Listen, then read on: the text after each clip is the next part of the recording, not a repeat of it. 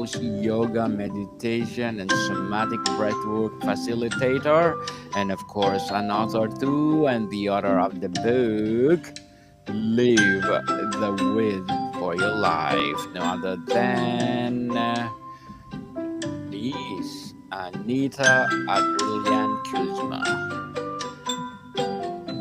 Hi, Daniel. Thank you so much for having me on the show.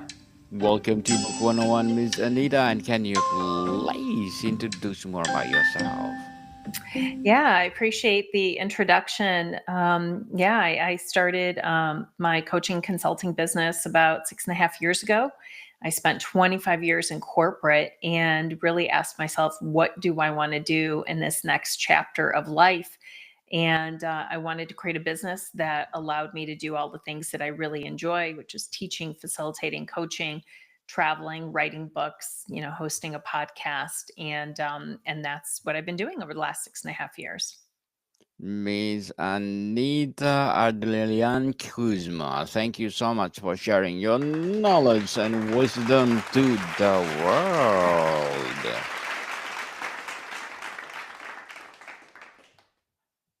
And Miss Anita, what inspired you to write Live the Width of Your Life? So I've always loved reading. So I'm an avid reader and I love to write. And one of the things that I noticed about myself and about other people too is that we're really busy. And even with coaching clients, they would get a self-help book, buy it, read a little bit, put it on the shelf. And even if they read the whole thing, often they wouldn't necessarily apply everything to it. And so I wanted to write a book that actually was a daily, that it was available, it was daily meditation, so that every morning with your coffee or before you go to sleep, you could just read a page, get inspired, learn something new, and then take a little bit of action either through a journal prompt or a challenge. And so that's what this book does. It's got a daily for every day of the year, and each month has a unique topic. So by the end of the year, if you go through from January to December, you should have experienced some transformation in your life. How do you define living with the width of your life versus just the length? Mm. Yeah, I think the length is the way maybe many of us approach life, which is you hope that you'd live long enough to retire and then do all the things that you want to do, and always looking forward to the next achievement, next goal, to the weekend, to vacations. And the width is actually saying the only thing that's guaranteed is this moment right now, is this life, is today. And so it's really saying, how do I live the fullness, the richness of every single day as if it's the first and the last day of my life? Miss Anita, why combine purpose, passion, and peace? How do these three elements interact? I think they're all aligned. I think that when we live a life of purpose, that means that we know why we're here. We know why we wake up every single day. We know what our role is in this world and the society. The passion is when we find the purpose. You have that fire, the excitement, the joy to do the things that you feel like you're called to do. And when you're able to live like that, you live in alignment, which provides deep sense of peace. Miss Anita, how do you help readers stay consistent with daily reflection while life gets overwhelming? Yeah, and I think that's why I wrote the book the way I did, because it really won't take you more than just a couple of minutes to read the page. And so with my clients, one of the things that we do is really focus in on creating routines and habits. And so they know when they're going to read it, they know when they're going to meditate, they know when they might go outside and go for a walk or take some deep breaths. So really focusing in on understanding what your day is like when you need something like this the most. And I find that morning and evening are great times to start with intention and then also end with reflection. And with reflection indeed, can you share a meditation that's particularly transformative for people feeling stuck? A meditation or like an exercise? Can you clarify? Meditation, yes. One of the things I do for folks that feel stuck is I love to do a visualization meditation, which is really allowing, grounding people, allowing them to get quiet, to get really still so they can hear from the internal voice within them. And then taking them through this visualization of what they would like their life to look like, including from start to finish, like the perfect day from beginning to end. And it's amazing when I guide my clients through this visualization, this meditation, what the answers that are they're able to hear. Let's talk about the purpose and meaning of the book. How can someone distinguish between purpose and passion when they feel disconnected from both? Well, I think it's a daily choice. I think that it's the stillness and the quiet and the connection to something greater than ourselves, whether you call that God, the divine, your highest self. I think being able to get quiet enough to connect there, that's where a lot of the answers reside. Very well said, Miss Anita. Very well said.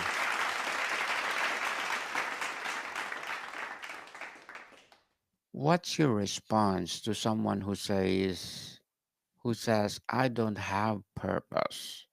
I'm just surviving. Mm. I think we all have purpose, but if they're just surviving, that's usually an indication that their nervous system is dysregulated. And so, with that, I would start with first doing some breath work to help regulate the nervous system. Because when we're able to regulate, then we're actually able to connect and to hear from the still, quiet voice. If we're barely surviving, we're in a state of dysregulation. We have stress hormones that are coming through the body, and it makes it really difficult to do anything but just to survive from moment to moment. Definitely. And how do your meditation address the tension between ambition and contentment? Hmm.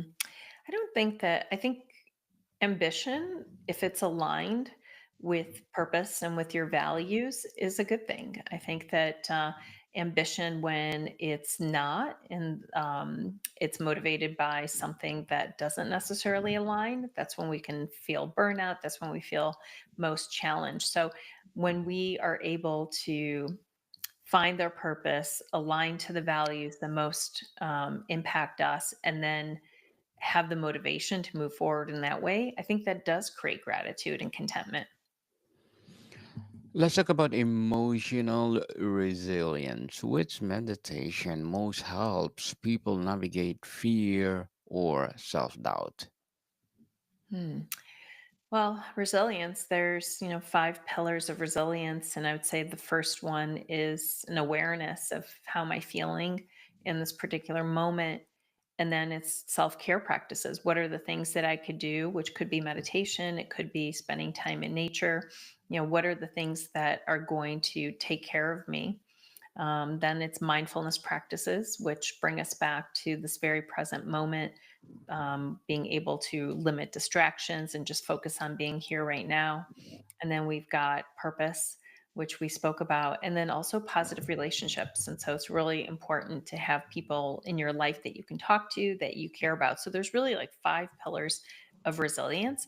And I think that every single person maybe has a strength in some of them and has weaknesses in the others. So it really is the self examination first to see what you are strong in and where you have some challenges, and then focusing in on those.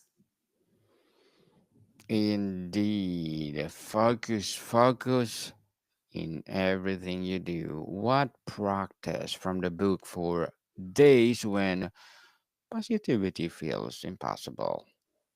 I think we have a month, and I don't remember which one is all on joy. And so sometimes we think that it's hard to feel positive, or that, joy is elusive. We don't know what it is.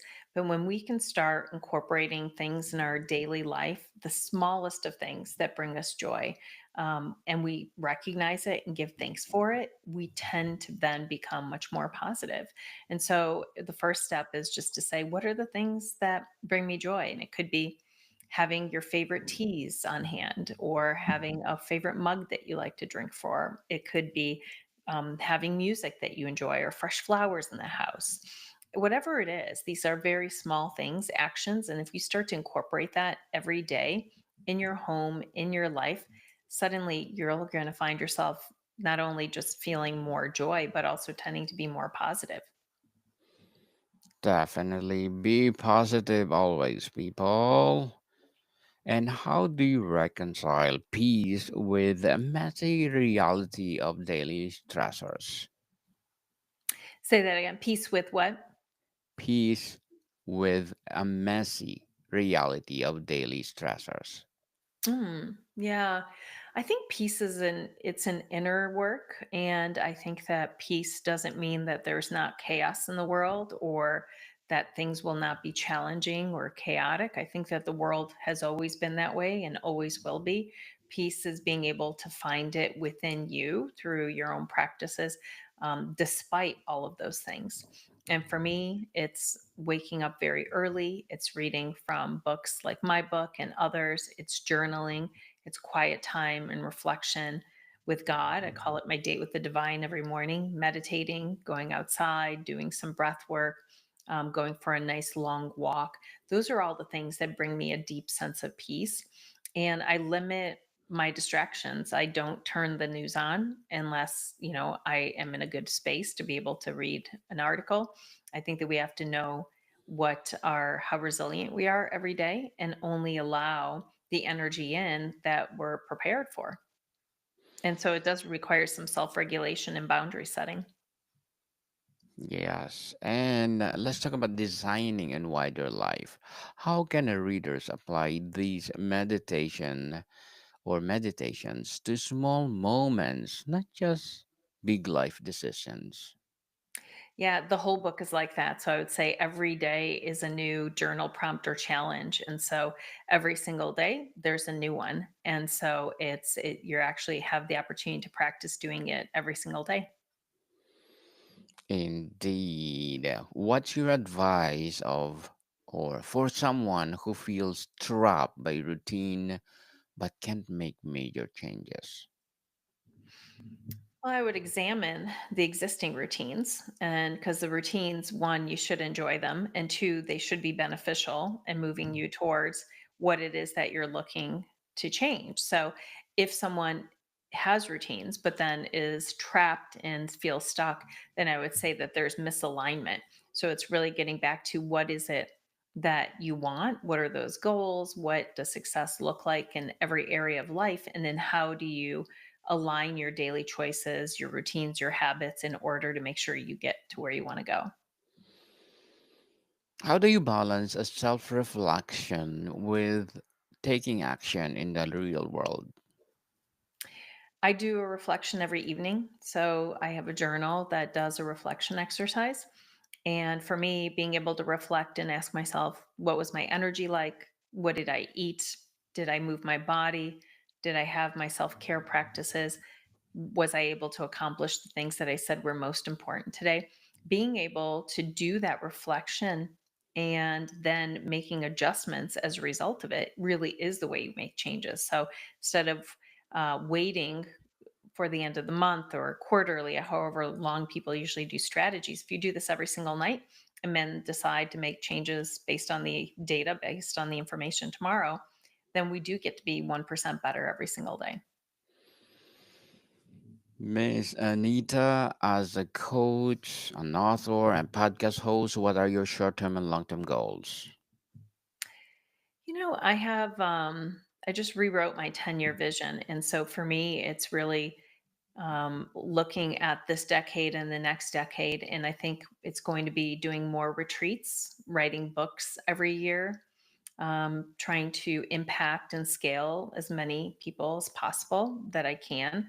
I really am committed to my mission, and I feel that I'm here to help other people live the width of their life and learn how to do that. So it's more of the same things that I've done, and hopefully I'll have an opportunity to do it. Definitely. And good luck to your goals, Miss Anita, and looking forward for more success. What would be your piece of advice for those people out there who want to be, of course, like you? Well, I think they should be like themselves, and so I would say do the work to really identify why you're here. Like, what does success in every area of like look like for you? And then if you need help, hire someone to help you. I was in corporate when I was dreaming this dream. I hired a coach because I was stuck and I didn't know how to do it on my own. So there's many people that maybe are just a couple of steps ahead of you, a couple of years ahead of you. Reach out to them and seek help if you feel stuck and not able to do it on your own. Reach out to them, people, for sure. If you need help, please ask for help. And thank you for that advice, Miss Anita. And can you please recommend a book or books that influence your journey? Mm. I'm reading Joseph Campbell's The Hero with a Thousand Faces right now. And I think that that is such a great book about the hero's journey and all the different works that he has done. It really is so impactful as he looks across myths and across all the different civilizations and religions, finding out that all of us are pretty much on the same hero's journey. So that's a really good one that I enjoy. Um, then I've been rereading The Shortness of Life. So I love the Stoic philosophers. And so I think that that is something that I'm currently rereading. Also, reading right now Psycho Cybernetics, which is written by Maxwell Maltz. And it's really focusing in on our brain and how you can focus in on creating the life that you want to live. So those are just some that I'm currently reading. There's so many that I would say have impacted me. I have libraries of books in my house, but and then in between, I love to read fiction just when I need to give myself a break and just want to go to sleep and chill out. It's always nice to kind of just read something just because for fun. Thank you for that recommended books, Miss Anita. And what feedback from the readers have surprised or moved you the most in your Mm. book? Live the width of your life. Yeah, I really had this vision and image of people with the book on their coffee table or on their nightstand, and it's when people reach out and they say, "Hey, I'm going through the book. It's my third year in a row, and I'm read this page and it really resonated, or I reread something and it's really impactful." I've been also taking many of these meditations and turning them into LinkedIn posts. And so resharing some of these things from the book in a new space, in a new way. And that's been really impactful seeing people comment on it and really enjoying the inspiration. So anytime someone reaches out or says, "Oh, I bought 10 copies of your books for Christmas and I gave them to my friends," that just warms my heart and it makes me really happy because I think giving someone a book as a gift is like really impactful. Truly impactful. Is there a meditation you wish everyone would internalize? Which one and why? Mm. From the book, gosh, there's so many here. I think, I love the ones in January, which start with new beginnings. And so, just this idea that we can choose differently and we can start differently any day. If you decide that you want to start living differently, you can do it right now. And so the month of January is all about new beginnings. And so I would say that it's a great place to start. And yeah, and I hope that those that buy the book are able to do that. Miss Anita, which meditation was the hardest for you to write and why? Mm. I don't know that any were hard. I felt like I was co-creating. It was like a divine co-creation. So none were really hard. They all just came at the right time and it all just came together really quickly. I think I wrote this book in like 4 months. It was very fast downloads. It just came in, and I think because I've worked with clients for several years already at that point, I knew the things that people were struggling with and the things that I knew were helpful. So that's how I picked all the different themes for each month. How did creating this book change your own daily practice?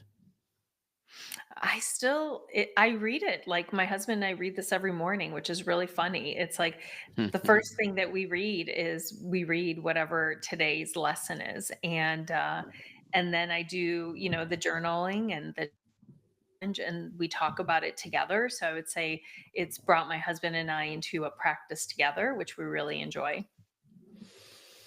Miss Anita, before we wrap up our discussion for today, I'm inviting you to please do listen to my other podcast, people. My other podcast, because my abstract essay is already in fifth season, abstract poetry in second season, and my book 101 review in fifth season too, comedy 101 in second season, and my food 101 in fifth season as well, geography 101 in fourth season, and law 101 and mental 101 are my baby podcast, love letters in third season, and Movie 101 Review and Music 101 in fourth season, and Science 101 and Sex 101 in its first season. Please listen to them wherever you listen your podcast. So, Miss Anita, if you could leave readers one lasting mindset shift from the book, what would it be?